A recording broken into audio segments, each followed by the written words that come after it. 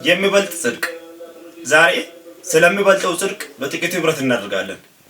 ኢየሱስ ክርስቶስ ሲናገር በማቴዎስ ወንጌል ምዕራፍ 5 ከቁጥር 20 ላይ እንደዚህ ይላል፣ እላችኋለሁና ጽድቃችሁ ከጻፎችና ከፈሪሳውያን ጽድቅ ካልበለጠ ወደ መንግሥተ ሰማይ ከቶ አትገቡም። ኢየሱስ ክርስቶስ በዚህ ስፍራ ጽድቃችሁ ከጻፎችና ከፈሪሳውያን ጽድቅ ካልበለጠ ወደ መንግሥተ ሰማይ ከቶ አትገቡም ይላል። እዚህ ጋር ስንመለከት ኢየሱስ ለምንድን ነው ከጻፎችና ከፈሪሳውያን ጽድቅ ጋር የሰውን ወይም የደቀ መዛሙርቶችን ጽድቅ እያነጻጸረ ያለው? ለጻፎችና ለፈሪሳውያን ያላቸው ጽድቅ የራሳቸው ጽድቅ ነው። እነሱ በራሳቸው ስራ ያካበቱት ጽድቅ ነው ያላቸው። አስራት በመስጣት ማባ በመስጣት ለድሃ ምጽዋት በመስጣት ያካበቱት ጽድቅ ነው ያላቸው። ኢየሱስ ክርስቶስ ግን እናንተ መንግሥተ ሰማያት ለመግባት ግዴታ ጽድቃችሁ ከነሱ ጽድቅ መብለጥ አለበት ይላል። እነሱ በሕግ መንግሥተ ሰማያት እንገባለን ብሎ ስለሚጠብቁ የራሳቸውን ስራ በማስራት ሕግን ሙሉ በሙሉ ለፈጽሞ መንግሥተ ሰማያት ለመግባት ነው መጣጣሩት። ኢየሱስ ግን ሲናገር ግዴታ ከነሱ ጽድቅ ካልበለጠ አትገቡም ይላቸዋል። ታዲያ እንዴት ነው የኛ ጽድቅ ከጻፎችና ከፈሪሳውያን ጽድቅ ሊበልጥ የሚችለው? እዚህ ጋር ማሰብ ያስፈልገናል። እኛ በሕግ ስራ ነው ወይንም የራሳችንን ጽድቅ ለማሟላት ብለን በመናርገው መልካም ስራ ነው? በምንድን ነው እኛ ከጻፎችና ከፈሪሳውያን ጽድቅ የበለጠ ጽድቅ ማግኘት የምንችለው? በአንድ መንገድ ከጻፎችና ከፈሪሳውያን ጽድቅ የበለጠውን ጽድቅ ማግኘት እንችላለን። የቱ ጋር የተጻፈው? ሮሜ መጽሐፍ ምዕራፍ 3 ከቁጥር 20 ላይ ጀምረን እንመለከታለን። ሮሜ መጽሐፍ ምዕራፍ 3 ከቁጥር 20 ላይ እስከ 22 እናነባለን። ይህንም የሕግን ሥራ በመስራት ሥጋን የለበሰ ሁሉ በእርሱ ፊት ስለማይጸድቅ ነው፣ ኃጢአት በሕግ ይታወቃልና። አሁን ግን በሕግና በነቢያት የተመሰከረለት የእግዚአብሔር ጽድቅ ያለ ሕግ ተገልጧል።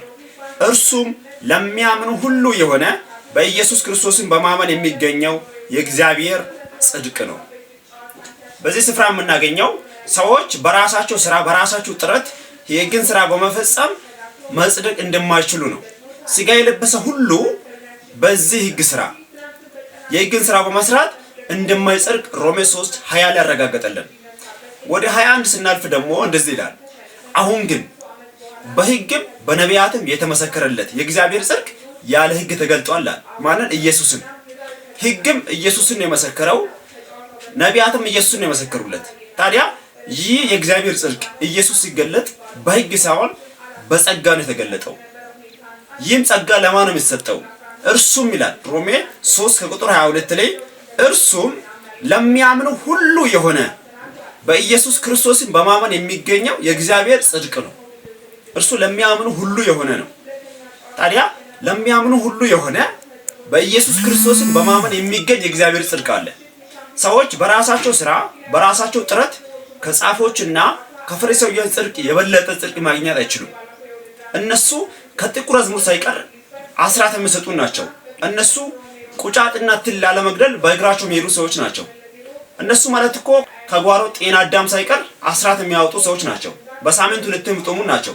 በሕግ መንግሥተ ሰማይ ለመግባት ጽድቃቸውን ፍጹም ለማድረግ በጣም በትግል የሚኖሩ ሰዎች ናቸው። ታዲያ እኛ ከነሱ የበለጠ ጽድቅ ማግኘት የምንችለው የኢየሱስን ጽድቅ ስናምን ብቻ ነው። የኢየሱስን ጽድቅ እኛ በእምነት ነው እንጂ የምናገኘው በስራ የኢየሱስን አይነት ጽድቅ የእግዚአብሔርን አይነት ጽድቅ ማግኘት አንችልም። ሰው በራሱ ጥረትና በራሱ ሩጫ የእግዚአብሔርን አይነት ጽድቅ ማግኘት ስለማይችል ኢየሱስ ክርስቶስ ደግሞ የራሱን ጽድቅ የእግዚአብሔርን ጽድቅ እንዲሁ በነጻ በእምነት ብቻ ሊሰጠን መጣልን ማለት ነው። ያውም ያለው ሮሜ መጽሐፍ 3 ከቁጥር 22 ነው። ሮሜ መጽሐፍ 3 ከቁጥር 22 ላይ ነው።